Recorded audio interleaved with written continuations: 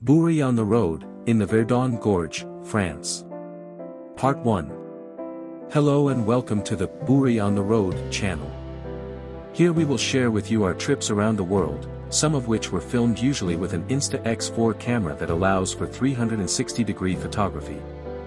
In these videos, you can move the viewing angle on YouTube and Facebook, using the arrows on your computer, or physically move your cell phone to the sides and up and down to see in all directions.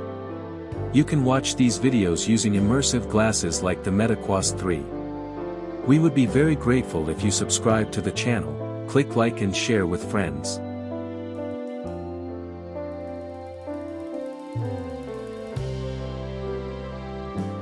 In a world that moves at breakneck speed, where technology rules and millions of people live in big cities, there are still places where time flows differently.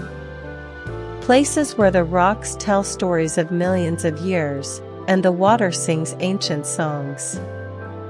From the highest peaks of the Alps and the Mercantour to the emerald lakes and magnificent cliffs of the Verdon Gorge, from the delicate lavender fields of Haute-Provence to the chestnut and olive groves in the hinterland of Nice, the south of France sings to the rhythm of the good life. In the heart of Provence, in the south of France, the river Verdon flows. Its turquoise waters and the deep canyon it has carved together create one of the hidden gems of Europe. The Verdon Gorge is protected by its rugged and breathtaking surroundings, which are revealed along the chain of nearby villages. It is the second deepest canyon in Europe and certainly one of the most beloved by travelers. In the spring of 2025, we set off on a journey that revealed to us not only one of the most spectacular canyons in Europe, but also the fascinating story of man and nature, tradition and innovation, adventure and tranquility. It is a story of a place that teaches us what it means to live. To truly understand the Verdon Canyon, we must travel back in time. A journey 250 million years, to a world where the Earth looked completely different from what we know today. The Verdon Canyon was formed 250 million years ago, when where we are sailing today was a deep tropical sea. Imagine a world without dinosaurs, without flowers, without trees as we know them. Where we stand today was a deep tropical sea called the Tethys Sea. This is a sea that stretched from the Atlantic to the Indian Ocean, and where Europe and Africa are today, there were deep, thermal waters. This sea was home to incredible creatures. Giant ammonites with twisted shells, colorful sea lilies that looked like flowers but were animals, and teratoids, ancient sea creatures whose fossils we can see in the walls of the canyon today. For tens of millions of years, these creatures lived, died, and their graves sank to the seafloor. Layer by layer, they created what would later become the limestone that makes up the canyon. About 50 million years ago, a process began that would change the entire world. The continent of Africa began to collide with the continent of Europe. This collision created the Alpine range, the high mountains we see today. But more than that, it caused the ancient limestone to fold, rise, and be exposed. Suddenly, rocks that had formed in the depths of the sea reached a height of thousands of meters. Thus the ancient sea left behind thick layers of limestone deposits that create the incredible walls we see today. Then the area was covered again by water. About 2 million years ago, the Earth entered an ice age. The water froze and turned into giant glaciers that stretched for thousands of kilometers. About 50 million years ago, a process began that would change the entire world. The continent of Africa began to collide with the continent of Europe. This collision created the Alpine range, the high mountains we see today. But more than that, it caused the ancient limestone to fold, rise, and be exposed. Suddenly, rocks that had formed in the depths of the sea reached a height of thousands of meters. Thus the ancient sea left behind thick layers of limestone deposits that create the incredible walls we see today. Then the area was covered again by water. About 2 million years ago, the Earth entered an ice age. The water froze and turned into giant glaciers that stretched for thousands of kilometers. The huge glaciers covered the Alps, and only the low hills of Provence remained free. But when the glaciers melted, a few million years later, they released huge amounts of water in the explosive force of a raging river. Imagine a river that was 100 times the size of the river we see today. Raging water flowing at tremendous speed, carrying rocks, trees, and thousands of tons of sediment with it. Over thousands of years, this water eroded the soft limestone, cutting deeper and deeper. The walls are made of limestone and dolomite, and as a result of the strong tectonic activity, most of the geological layers are exposed and perpendicular, creating a rare time slice that has attracted researchers from all over the world. Today, the Verdon Canyon is essentially an open natural laboratory. Researchers from all over the world come here to learn about geological processes, climate change, and even the search for life on Mars, because the rocks here are similar in structure to rocks discovered on the Red Planet. This is an open history book. Each layer tells a different story about climate change, about ancient marine animals, about the enormous tectonic forces that shaped our Earth. Forget about the books for a moment. The best book on geology is right in front of your eyes. Each layer in these walls tells a different story about climate change, about ancient marine animals, about the enormous tectonic forces.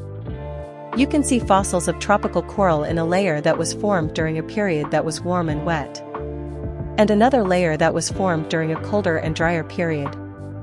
Each layer is like a page in a history book of the Earth. The result of all these geological processes is what we see today, a canyon that is 750 meters deep, 100 kilometers long, and whose walls reveal 250 million years of geological history. The Verdon River springs near the Col d'Alos Pass and stretches for about 100 kilometers. In some places its depth reaches 750 meters, making it the second deepest canyon in Europe. The Verdon Canyon is not a uniform section, but 4 different parts, each with its own unique character, climate, and wildlife. To truly know this place, we must hike through each of them. The pre-canyon stretches from Lake Castillon to Point Sublime. Lake Castillon, the first in an expanding chain of lakes along the Verdon River, was created in 1963 with the construction of a dam. Several small villages were submerged in the waters of Lake Castillon, and in their place a 500-hectare lake was created that became a magnet for nature lovers and water sports enthusiasts. Here the river is still relatively wide, and the walls less steep. They begin at a modest height of only 100 to 200 meters. This is the perfect place to get acquainted with the area for the first time. Here you can see the influence of man on nature and the influence of nature on man. The small villages scattered along the river have preserved their traditional Provençal character, but have adapted themselves to the existence of modern tourism. The Verdon River continues to the village of Castellane. Here it flows in a very wide channel, but the flow in this section after a year with little rain is very weak and the river is almost dry. Above the village stands the chapel of Notre Dame du Roc, overlooking the village from the heights of the hill at 184 meters. The chapel itself tells a fascinating story of faith, war, and hope. It was built after the village residents escaped the Saracen conquest. The chapel was destroyed during the Wars of Religion, rebuilt, and today stands firm as silent testimony to a turbulent past. The village of Castellane, with its 1,600 inhabitants, is much more than just an entry point. This is a place where time flows differently, where every morning begins with the smell of fresh bread from the local bakery, and every evening ends with a glass of local wine in the village square. This place has changed from a quiet agricultural village where everyone knew everyone, to a bustling tourist town where people from all over the world come to seek adventure.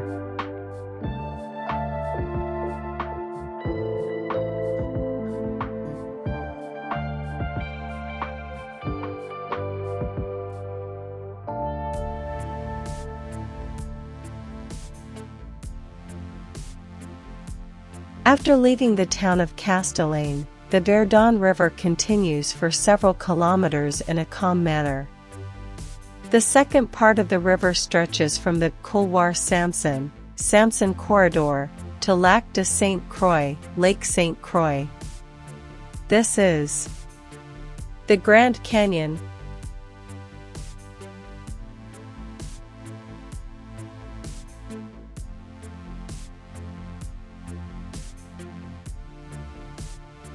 The most spectacular and dramatic section, where the walls reach a maximum height of 750 meters and the river becomes a narrow turquoise ribbon flowing in the depths.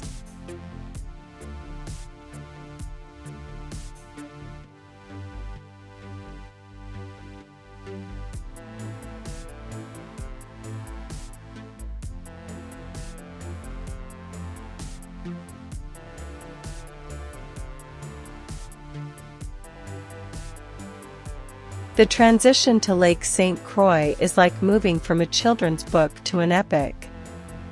You start in a quiet and protected lake, pass through diverse river sections, and suddenly reach this moment, the entrance to the enormous lake.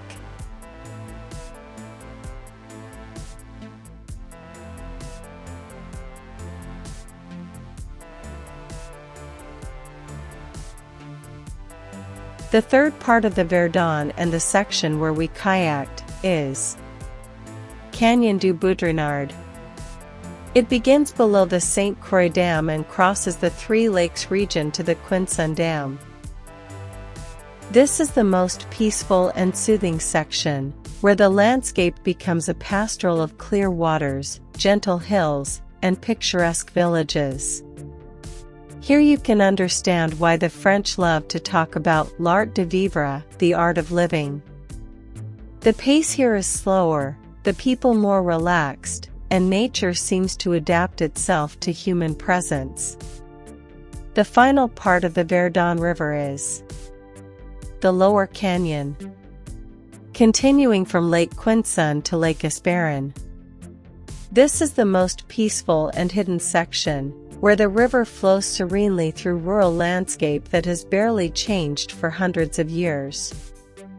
Here you meet the simple truth of life in Provence. Ancient olive groves, natural stone houses, and silence so deep you can hear the ants marching on the leaves. The Verdon mountain valleys offer open spaces for a wide range of activities.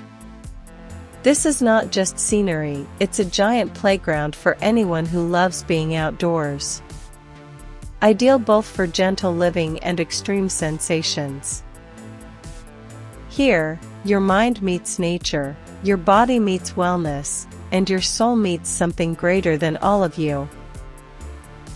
As mentioned, our sea voyage begins in the third part of the Verdon River, at Lake Montpezat, Lac de Montpezat, a point reached by few regular tourists. This is a small and intimate lake, surrounded by gentle hills and Mediterranean vegetation that changes with each season. At Lake Montpezat, in a more intimate and quiet environment than the large lakes, there is a special place that bridges between dream and reality. Aquatitude. A family water base operating since 2004 under the motto, "Get excited about nature, live adventure." Here the waters are calm, there are no strong currents, no frightening walls. You can learn how to hold a paddle, how to navigate a kayak, how to read the water, and most importantly, how to feel safe. From the variety of activities at the place we chose to paddle and canoe kayak around us, families with small children sailed in pedal boats, and alongside them groups of teenagers in rafting boats, who were more occupied with splashing water than with rowing. On the slopes grows typical Mediterranean vegetation, wild figs, oak trees, and above all, the fragrant Provençal lavender. Eagles fly between the walls, searching for nesting places in the rocks. The Verdon Canyon teaches us something about patience. About the power of water to shape the world. About the beauty created when nature takes the time it needs. In spring, the hills are covered with wild hazel and golden mimosa blooms. In summer, the almond and oak trees provide pleasant shade for hikers. In autumn, the colors turn into an emission of gold and red. And in winter, the silence is so deep you can hear every raindrop touching the water. From Lake Montpezat, the river flows in a winding route through an ever-changing landscape. But this beauty comes with responsibility. This area, protected by its rugged environment, faces new challenges. Climate changes affect water levels in the lakes, increasing tourism threatens natural tranquility, and urban development pressures the boundaries. But there is also hope. Local authorities, in cooperation with ecological organizations, work to preserve this delicate balance. Sustainable tourism projects, environmental education, and preservation of local traditions, all part of an effort to pass this magic to future generations. This place teaches us about patience, how millions of years of slow and persistent work can create such a wonder. About the power of water to shape not just landscapes, but also lives and cultures. And about the beauty created when nature takes the time it needs. This is an exceptional geographical site that offers every visitor. Whether a scientist coming to study geological layers, an athlete seeking the ultimate challenge, a family wanting to connect with nature, or simply a nature lover seeking inspiration and unforgettable experience,